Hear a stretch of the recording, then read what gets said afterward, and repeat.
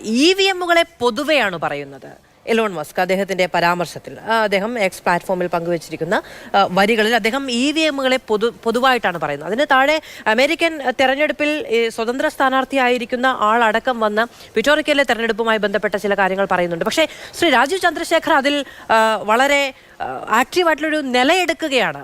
എന്നിട്ട് എലോൺ മസ്കിനെ വെല്ലുവിളിക്കുകയാണ്, ഇങ്ങോട്ട് വരൂ, ഞങ്ങൾ ട്രെയിനിങ് തരാം എന്ന്.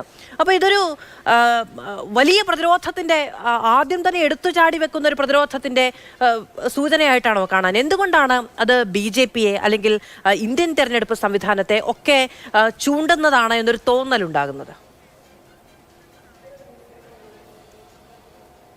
അല്ല മാധു, ഈ വോട്ടിംഗ് യന്ത്രത്തെക്കുറിച്ചുള്ള തർക്കം, വിവാദം കഴിഞ്ഞ കുറേ നാളുകളായിട്ട് നമ്മുടെ നാട്ടിൽ നടക്കുന്നുണ്ട്. സാധാരണ നമ്മൾ പറയാറുണ്ട്, സുപ്രീം കോടതിയിൽ ഒരു കേസിൽ തീർപ്പ് കൽപ്പിക്കപ്പെട്ടാൽ, ഒരു വിഷയം സംബന്ധിച്ച കേസിൽ തീർപ്പ് കൽപ്പിക്കപ്പെട്ടാൽ അത് വീണ്ടും റീഓപ്പൺ ചെയ്യാറില്ല. പക്ഷേ വോട്ടിംഗ് യന്ത്രത്തെക്കുറിച്ച് എത്രയോ ഹർജികൾ പിന്നീട് സുപ്രീം കോടതിയുടെ മുമ്പിലെത്തി. ഓരോ തവണയും അത് വിശദമായിട്ട് കേൾക്കാൻ നമ്മുടെ നീതിപീഠം തയ്യാറായിട്ടുണ്ട്. ഏറ്റവും ഒടുവിൽ ഈ കഴിഞ്ഞ ജൂൺ 24-നോ മറ്റാണ് അവസാനത്തെ ഉത്തരവ് വരുന്നത്. നേരത്തെ ഇദ്ദേഹം സൂചിപ്പിച്ചു, ജോസഫ് സി മാത്യു സൂചിപ്പിച്ചു. അതിൻ്റെ അന്ന് ഞാൻ ഓർക്കുന്നത്, അന്ന് ഇന്ത്യൻ എക്സ്പ്രസിൻ്റെ തലക്കെട്ടുണ്ട്. ആ തലക്കെട്ട് തന്നെയാണ് അതിലുള്ള ഏറ്റവും പ്രധാനപ്പെട്ട മറുപടി. SC പങ്ക്ച്വേർഡ് ഓപ്പോസിഷൻ എന്നായിരുന്നു ഇന്ത്യൻ എക്സ്പ്രസിൻ്റെ അന്നത്തെ തലക്കെട്ട്. അത്രമാത്രം പ്രതിപക്ഷം ഈ തെരഞ്ഞെടുപ്പിന് തൊട്ട് മുമ്പ് സർക്കാരിനെ പ്രതിരോധത്തിലാക്കാൻ വേണ്ടിയുള്ള ശ്രമം സുപ്രീം കോടതിയിൽ നടത്തുകയായിരുന്നു എന്നത് ആ സുപ്രീം കോടതി വിധി വായിച്ചാൽ ഏറെക്കുറെ വ്യക്തമാണ്. കാര്യങ്ങൾ ഓരോന്നായിട്ട് എണ്ണി പറയുന്നുണ്ട്. അതിൽ സാധാരണ നിലയ്ക്ക് ഈ വോട്ടിംഗ് യന്ത്രവുമായി ബന്ധപ്പെട്ട കേസുകളിലൊന്നും സർക്കാരിനൊരു റോളുമില്ല. തെരഞ്ഞെടുപ്പ് കമ്മീഷനാണ് അത് ചെയ്യേണ്ടത്.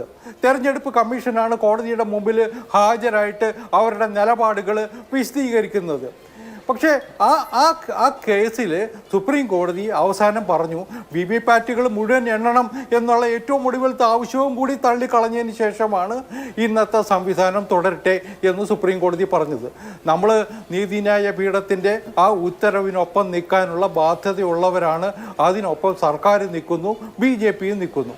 രണ്ടാമത്തെ ഒരു കാര്യം കൂടി, ഒരു കാലഘട്ടത്തിലും തെരഞ്ഞെടുപ്പിൽ പരാജയപ്പെട്ട സമയത്ത് ഞങ്ങൾ ഇന്നേ വരെ വോട്ടിംഗ് യന്ത്രത്തെ കുറ്റപ്പെടുത്തിയിട്ടില്ല.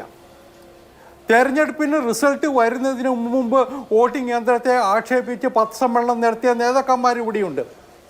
2018 രാജസ്ഥാൻ, ഛത്തീസ്ഗഡ്, മധ്യപ്രദേശ് തെരഞ്ഞെടുപ്പിൻ്റെ റിസൾട്ട് വരുന്നതിന് മുമ്പ് കപിൽ സിബൽ ഡൽഹിയിൽ നടത്തിയ പത്രസമ്മേളനം നമുക്ക് മറന്നുകൂടാ.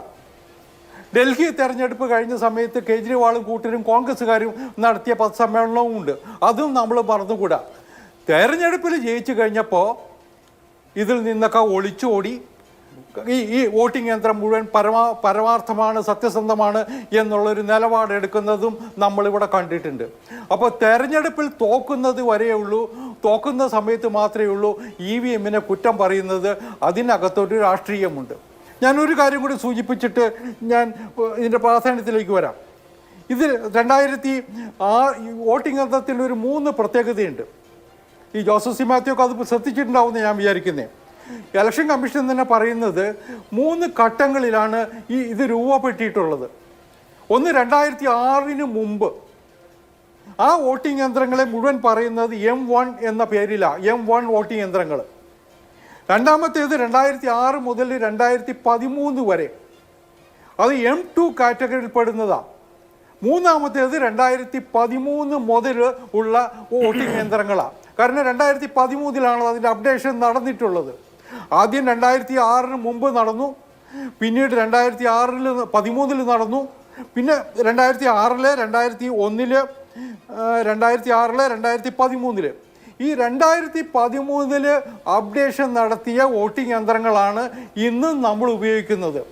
നരേന്ദ്രമോദി സർക്കാർ വന്നതിന് ശേഷം ഒരു അപ്ഡേഷനും വോട്ടിംഗ് യന്ത്രത്തിൽ ആ നിലയിൽ നടത്തിയിട്ടില്ല. 2013-ൽ ആരാ ഇന്ത്യ ഭരിച്ചിരുന്നേ? ആരുടെ ചൊൽപ്പടിയിൽ നിന്നിരുന്ന ഇലക്ഷൻ കമ്മീഷനാണെന്ന് ഉണ്ടായിരുന്നത്? ഞാനത് വിശദീകരിക്കേണ്ട കാര്യമില്ലല്ലോ. 2014-ലെ തെരഞ്ഞെടുപ്പിൽ കോൺഗ്രസ് തോറ്റു കഴിഞ്ഞപ്പോൾ അവർക്ക് ബേജാറായി. അവർ വോട്ടിംഗ് യന്ത്രമാണ് തോപ്പിച്ചത് എന്നും പറഞ്ഞിട്ട് കോടതിയിൽ പോയത് നമ്മൾ കണ്ടു. അപ്പോൾ ഇതിലെ രാഷ്ട്രീയം ഈ രാജ്യം തിരിച്ചറിയണം. അത്രേ എനിക്ക് ഇക്കാര്യത്തിൽ ശ്രീ ജോസഫ് സി മാത്യു പറഞ്ഞ രണ്ട് കാര്യങ്ങൾ. ഒന്ന്, ഈ പറയുന്ന EVM-ഉമായി പുറത്തു നിന്നുള്ള ഒരു മെഷീനും കണക്ട് ചെയ്യാൻ കഴിയില്ല എന്നുള്ളതാണ് ഏറ്റവും വലിയ പ്രതിരോധം എന്ന് പറയുന്നത്. അത് ഒരു സാങ്കേതിക വിദ്യ ഉപയോഗിച്ചും കണക്ട് ചെയ്യാൻ കഴിയില്ല എന്നുള്ളതാണ് സുപ്രീം കോടതിയിലടക്കം ഉന്നയിച്ചിരിക്കുന്ന പ്രധാനപ്പെട്ട കാര്യം. പക്ഷേ ഈ VVPAT സംവിധാനം വന്നതോടുകൂടി അതിൽ സിമ്പൽ മനസ്സിലാക്കാൻ വേണ്ടിയുള്ള ഒരു സംവിധാനം പുറത്തു നിന്നതിൽ കണക്ട് ചെയ്യപ്പെടുന്നുണ്ട് എന്ന് ശ്രീ ജോസഫ് സി മാത്യു പറഞ്ഞു. രണ്ടാമത്തേത്, അതുകൊണ്ട് തന്നെ ആ VVPAT സംവിധാനം വന്നതോടുകൂടി തന്നെ സ്ഥാനാർത്ഥി ആര്, ചിഹ്നമേത് എന്നത് ഇനി ആ മെഷീന് മനസ്സിലാകില്ല എന്ന് പറയുന്ന രണ്ടാമത്തെ പ്രതിരോധം അതും ഇല്ലാതായി പോയിരിക്കുന്നു. അതായത് മുന്നോട്ട് വെക്കുന്ന ഇത് കാൽക്കുലേറ്ററിന് സമാനമായ വളരെ ഇൻഡിപെൻഡൻ്റ് ആയിട്ടുള്ള ഒരു തരത്തിലും ഹാക്ക് ചെയ്യാൻ കഴിയാത്ത, ഒന്നിനോടും കണക്ട് ചെയ്യാത്ത ഒരു സംവിധാനമാണ് എന്ന സ്ഥാപിക്കാൻ വെച്ചിരിക്കുന്ന രണ്ട് വാദങ്ങൾ അതോടെ അപ്രസക്തമാകുന്നു എന്നാണ് അദ്ദേഹം പറഞ്ഞു വെച്ചിരിക്കുന്നത്. അല്ല മാധു, ഈ പ്രശ്നം മുഴുവൻ സുപ്രീം കോടതിയുടെ മുമ്പിൽ വന്നിട്ടുണ്ടാവേണ്ടതല്ലേ? ഇതിൻ്റെ സാങ്കേതികത്വം മുഴുവൻ എനിക്കും പറയാം. ഇപ്പോൾ ജോസഫ് സി മാത്യു പറഞ്ഞതുപോലെ എനിക്ക് പറയാൻ അറിയില്ല, അതിൻ്റെ സാങ്കേതികത്വം ഞാൻ പഠിച്ചിട്ടുള്ള ആളല്ല. പക്ഷേ സുപ്രീം കോടതിയുടെ മുമ്പിൽ ഈ വിഷയങ്ങൾ മുഴുവൻ പഠിച്ചിട്ട് മുഴുവൻ വന്നിട്ടുണ്ട്. ഞാനൊരു കാര്യം കൂടി പറയാം. ഇതിനു മുമ്പും 91-ലാണെന്നാണ് എൻ്റെ ഓർമ്മ, ഇത്തരം കാര്യങ്ങൾ പരിശോധിക്കാൻ വേണ്ടി ഒരു എക്സ്പെർട്ട് കമ്മിറ്റിയെ വച്ചിരുന്നു. IIT-കാരുണ്ട്, IIM-കാരുണ്ട്, അതുപോലെ തന്നെ സോഫ്റ്റ്വെയർ രംഗത്തെ വിദഗ്ധന്മാരുണ്ട്. ഇവരൊക്കെ പരിശോധിച്ചതിൻ്റെ റിപ്പോർട്ടുണ്ട്.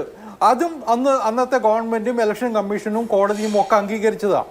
ഇപ്പം ഏറ്റവും ഒടുവിൽ 2024-ലും ഈ പ്രശ്നങ്ങൾ സുപ്രീം കോടതിയുടെ മുമ്പിൽ വരുന്ന സമയത്ത് എക്സ്പെർട്ട് ഒപ്പീനിയൻ പോലും കോടതി തേടിയിട്ടുണ്ടായിരുന്നു.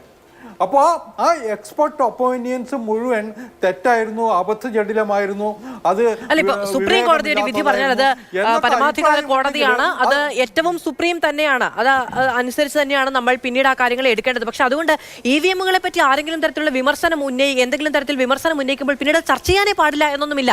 പുതിയ കാര്യങ്ങൾ പുതിയ കാലത്ത് പുതിയ സാങ്കേതിക വിദ്യയുടെ സഹായത്തോടെ പുറത്തേക്ക് വരുമ്പോൾ നമുക്കത് ചർച്ച ചെയ്യാന്ന് പറയുന്നതാണല്ലോ ഈ പറയുന്ന സുപ്രീം കോടതിയൊക്കെ ഏറ്റവും അടിസ്ഥാനപരമായി ഊട്ടി ശ്രമിക്കുന്ന ജനാധിപത്യത്തിന്റെ അടിസ്ഥാനം എന്ന് പറയുന്നത്. അപ്പൊ അതുകൊണ്ട് ഇനി അതിൽ മിണ്ടാൻ പാടില്ല എന്നൊന്നും സുപ്രീം കോടതി ഉത്തരവിട്ടിട്ടില്ല എന്നാണ് ഞാൻ മനസ്സിലാക്കുന്നത്. ഞാൻ ഇതിലേക്ക് വരാം.